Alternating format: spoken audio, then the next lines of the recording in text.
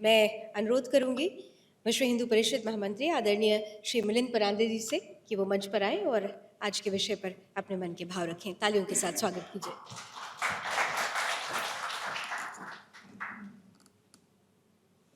भारत माता की।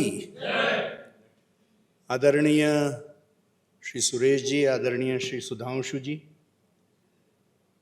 बहुत सुंदर वक्तव्य आदरणीय सुधांशु जी ने यहाँ दिया है और बहुत सारे विषय भी आपके माध्यम से सबके सामने आ ही गए।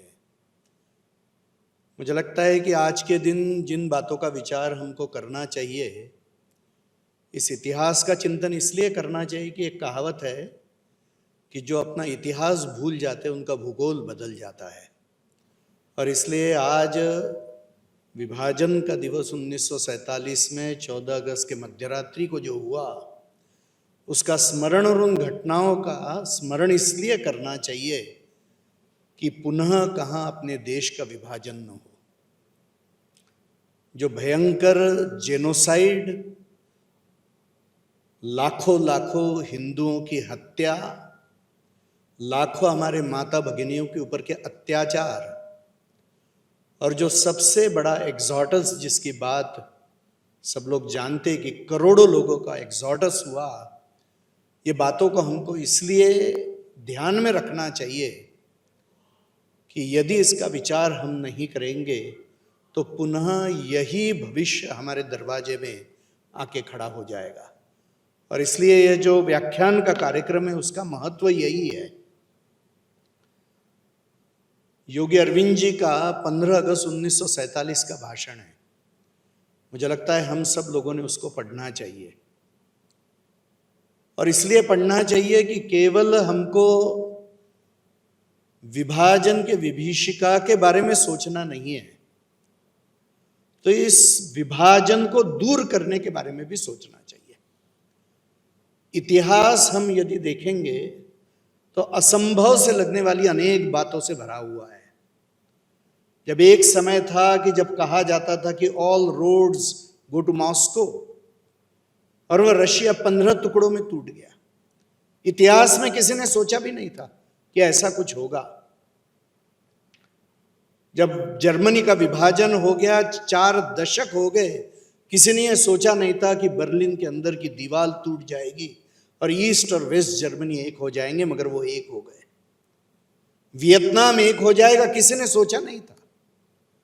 और इसलिए आज जो हमको सोचना पड़ेगा कि यह विभाजन, यह एक सत्य है, प्रस्तावित सत्य है, यह हमको स्वीकारने की आवश्यकता नहीं है। आज जो आवश्यकता है कि अखंड भारत के संकल्प की भी, यह केवल विभाजन के विभीषिका का विषय नहीं है। आज हर देशभक्त नागरिक के हृदय में भारत को पुनः अखंड बनाने का संकल्प जागृत करने का भी दिवस है। योगी अरविंद जी के भाषण का मैंने विषय उल्लेख किया। 15 अगस्त को उन्होंने इसलिए भी यह भाषण दिया था क्योंकि 15 अगस्त योगी अरविंद जी का जन्म दिवस है, और वो कहते हैं कि भारत का प्रारब्ध विश्व गुरु बनने का है, और क्योंकि वो प्रारब्ध है वो सच होकर ही रहेगा। मगर आगे जाकर वो कहते हैं कि भारत को यदि अपना सामर्थ्य प्रकट करना है तो भारत को अखंड बनना ही होगा, और यदि भारत अखंड नहीं बनता है तो धर्म के आधार पर भारत के विभाजन का खतरा सदा ही बना रहेगा। ये आज इसके बारे में हमको सोचना है। पहले दिन, भारत के स्वाधीन होने के पहले दिन, उन्होंने सतर्क रहने के लिए कहा है कि किन विचारों के कारण से भारत विभाजित हुआ। हम देखेंगे कि उस समय का जो राजनीतिक नेतृत्व था, उसका विश्वास ही इस राष्ट्र के और इस संस्कृति के प्राचीनता के ऊपर नहीं था। बड़े बड़े लोगों ने पुस्तक लिखे उस समय, और उसका नाम दिया उन्होंने a nation in the making, यानी देशभक्त कहलाने वाले लोगों के भी मन में संभ्रम था। यह नेशन इन द मेकिंग था, यह राष्ट्र करके अस्तित्व पहले से था, इसके ऊपर उसका विश्वास ही नहीं था। यदि यह एक राष्ट्र नहीं था तो सरदार वल्लभ भाई पटेल 500 से ज्यादा रियासतों को कैसे एकत्र कर सके। पॉलिटिकल भारत जो बन गया, क्योंकि राष्ट्र करके यह हिंदू राष्ट्र पहले से ही अस्तित्व में था। एक राष्ट्र के अंदर अनेक राज्य थे, उन राज्यों को केवल एकत्र करना पड़ा। वंदे मातरम अचानक पूर्ण देश का मंत्र कैसे बन गया? क्योंकि ये भारत माता है, ये श्रद्धा हरेक के हृदय में पहले से विद्यमान थी। यह मातृत्व का भाव यह पहले से विद्यमान था और इसीलिए यह देश एक हो सका, एक हम कर सके। और इसीलिए मुझे लगता है कि उन जो बिंदु है कि जिसके बारे में उस समय के राजकीय नेतृत्व ने इतनी बड़ी गलती कर दी, आज ये बहुत आनंद का विषय कि आज का जो देश का राजकीय नेतृत्व है वह इस राष्ट्र को एक प्राचीन राष्ट्र, एक हिंदू राष्ट्र मानता है। इसको हमको ध्यान में रखना ही पड़ेगा और इसी भाव को बढ़ाना पड़ेगा। दुर्भाग्य से उस समय के राजकीय नेतृत्व ने मुसलमानों के साथ में लेन देन का व्यवहार किया, क्योंकि स्वतंत्रता के आंदोलन में उनकी मदद चाहिए थी। आधार लेन देन नहीं होना चाहिए था, आधार राष्ट्रभक्ति यही होना चाहिए था। मगर दुर्भाग्य से जैसे उदाहरण दिए गए, खिलाफत का आंदोलन है या लखनऊ पैक्ट हो गया कि आबादी के अनुसार हम आपको जगह देंगे, इस तरह के जो विषय हो गए ये सारे के सारे तुष्टीकरण के विषय थे। वंदे मातरम को पूर्ण नहीं गाना यह भी एक तुष्टीकरण का विषय था। उस समय जो चर्चाएं चलती थी तो कांग्रेस ने ये बातें कही कि मस्जिद के सामने बैंड बजाना या गोहत्या करना ये स्वतः सिद्ध अधिकार है और स्वतंत्र भारत में इसको हम छुएंगे नहीं। जिन्होंने मुस्लिम आक्रांताओं के विरुद्ध जबरदस्त पराक्रम करके भारत की रक्षा की, ऐसे छत्रपति शिवाजी महाराज, गुरु गोविंद सिंह जी, महाराणा प्रताप, इनके चरित्रों को हमारे स्वतंत्र भारत के इतिहास में इसीलिए स्थान नहीं दिया गया क्योंकि इससे मुसलमानों के एक वर्ग को कष्ट हो जाता था। मुझे लगता है इन बातों के बारे में हमको ध्यान रखना चाहिए, क्योंकि ये तुष्टीकरण की नीति, अल्पसंख्यक तुष्टीकरण की नीति आज अनेक राजनीतिक दल यह आज भी चला रहे हैं। यह घातक है, यह अपने देश की अखंडता के लिए घातक है, देश के अस्तित्व के लिए घातक है। योगी अरविंद जी ने ऐसा क्यों कहा कि भारत में यह खतरा सदा बना रहेगा जब तक भारत अखंड नहीं होता है?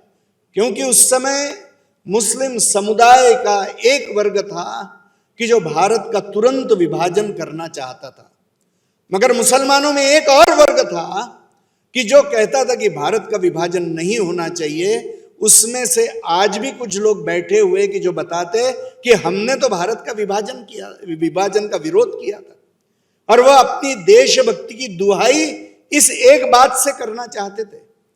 मगर यह सत्य नहीं है, क्योंकि मुसलमान समाज में उस समय जो दो प्रकार की विचारधाराएं थी, एक विचारधारा यह कह रही थी कि भारत का तुरंत विभाजन करके जितना भारत का हिस्सा है कि इस्लामिक देश करके ले लेना चाहिए, वो तुरंत ले लेना चाहिए।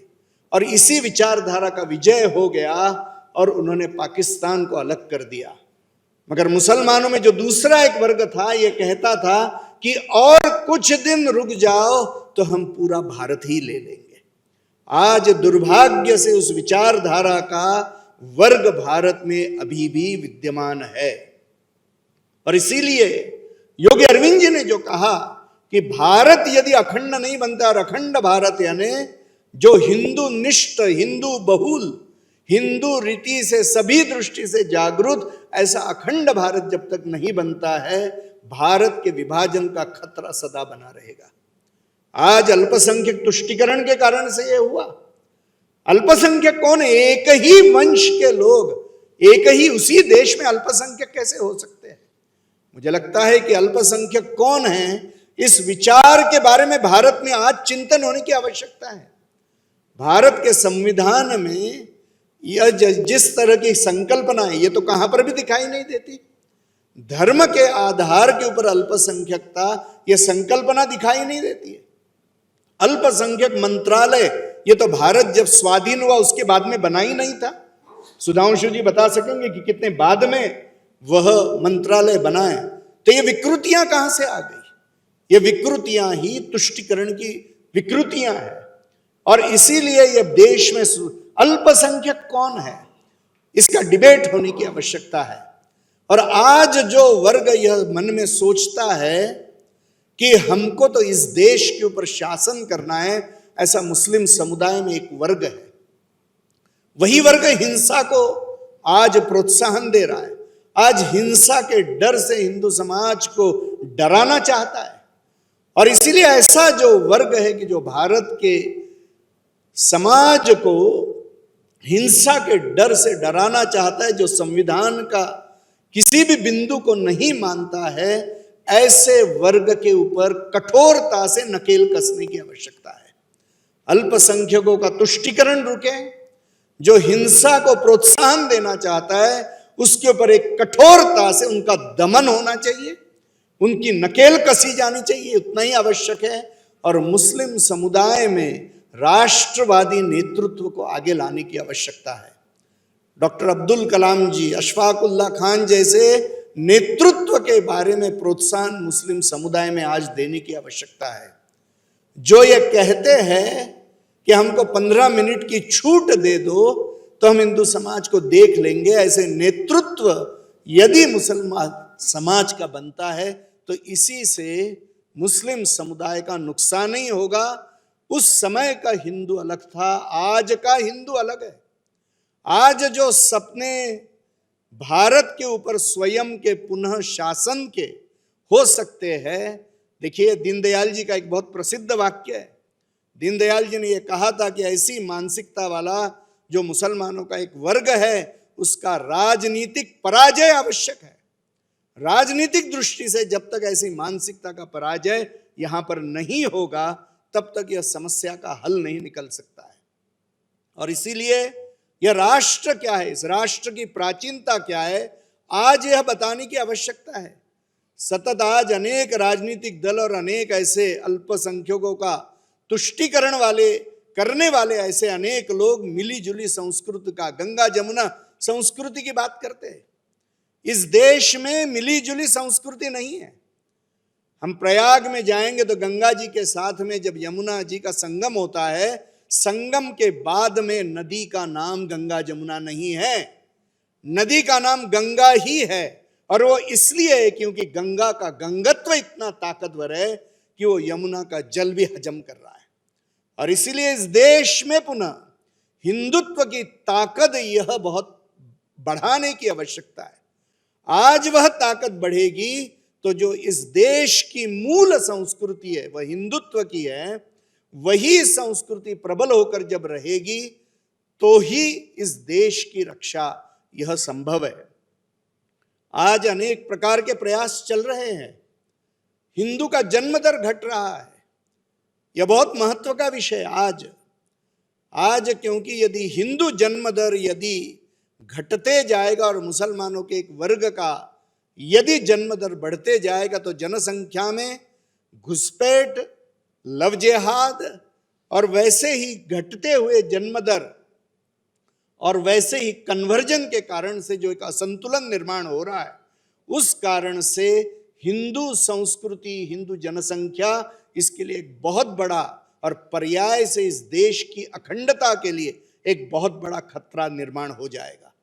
और इसीलिए इन बातों के बारे में आज हमको सोचने की आवश्यकता है। भारत के अखंडता का विषय, भारत के सुरक्षा का विषय यह बहुआयामी बन चुका है। जो पुराने संकट है, तुष्टीकरण के इस कारण से जो परिस्थितियां निर्माण हुई है, आर्टिकल 29 और 30 संसद ये जो संविधान के हैं, इस कारण से जिस तरह का तुष्टीकरण अन्य रीति से भी चल रहा है, तो आज यह प्रश्न पूछने की आवश्यकता है कि जो अधिकार अल्पसंख्यकों को अच्छे करके दिए गए, यदि वो इतने अच्छे हैं तो वो सारे के सारे अधिकार बहुसंख्यकों को क्यों नहीं देना चाहिए।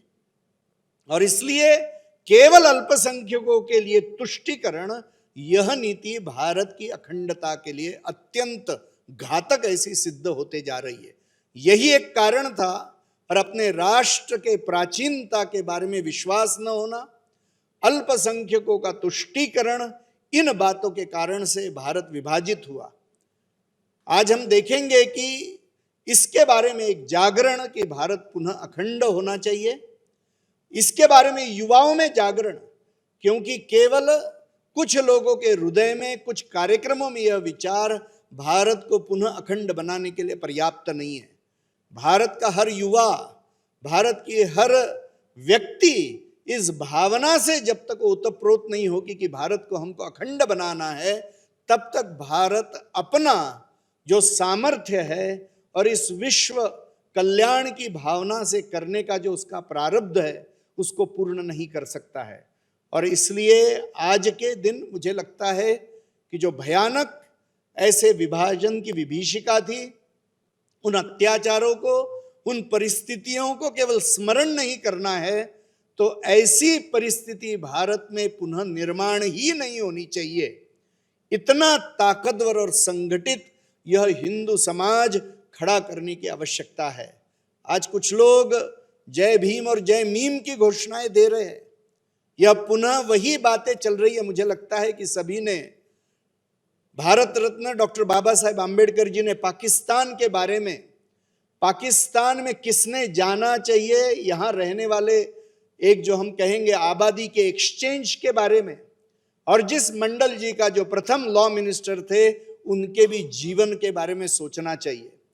आज हिंदू समाज का एक वर्ग दुर्भाग्य से उसी खतरे का शिकार बन रहा है।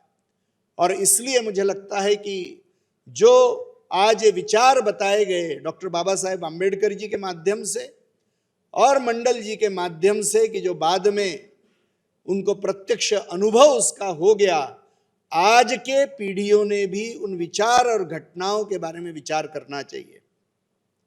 भारत को इन खतरों से बचाना है तो सही में हमारे हृदय में भारत को अखंड बनाने की भी प्रेरणा अत्यंत प्रज्वलित चाहिए। स्वातंत्र्य वीर सावरकर जी ने विभाजन के बाद में अन्न जल त्याग दिया और प्रायोपवेशन करके अपना प्राण त्याग कर दिया। जब किसी ने उनको आग्रह किया कि आप थोड़ा सा जल ले लीजिए, तो उन्होंने कहा कि तब जल तो तभी पीऊंगा जब कोई मुझे मेरे सिंधु का जल लाकर दे देगा। आज यह पीड़ा भारत के विभाजन के बारे में क्या हर हिंदू के, हर नागरिक के हृदय में है क्या? मुझे लगता है कि इसको जागृत करना यही सुरक्षा का एकमेव उपाय है। यह भावना जागृत हो, भारत को पुनः अखंड बनाना है, भारत को सुरक्षित करना है, तो विश्व मंच के ऊपर भारत की जो एक भूमिका है विश्व गुरु की, उस दिशा में जाने में हमको बहुत बड़ा सहयोग होगा। मुझे लगता है कि अन्य विषय सुधांशु जी के विषय में आ गए, इसलिए उसका पुनरावृत्ति न करते हुए आज हम सभी लोग इस संकल्प के साथ यहाँ से जाए कि भारत को पुनः अखंड बनाना है, और जो भी शक्तियां इसको तोड़ना चाहती है, उन शक्ति का पूर्ण नाश करने के लिए इस देश का हर देशभक्त व्यक्ति उसके लिए सिद्ध होना चाहिए। इतने ही शब्द कहते हुए अपने वाणी को विराम देता हूँ। सभी को जय श्री राम, वंदे मातरम।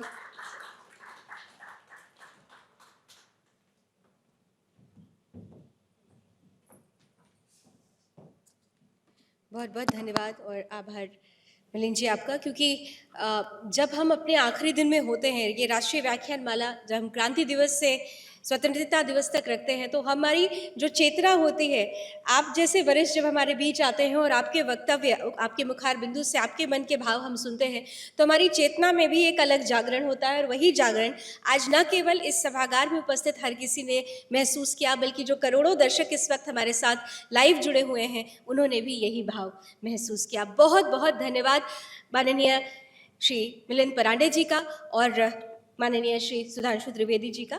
इसी के साथ राष्ट्रीय व्याख्यान माला की आज की कड़ी को यहीं समाप्त करते हैं। जय घोष इतना तेज होना चाहिए कि दुनिया के चार कोनों तक आवाज जाए, वंदे मातरम, वंदे मातरम, वंदे मातरम।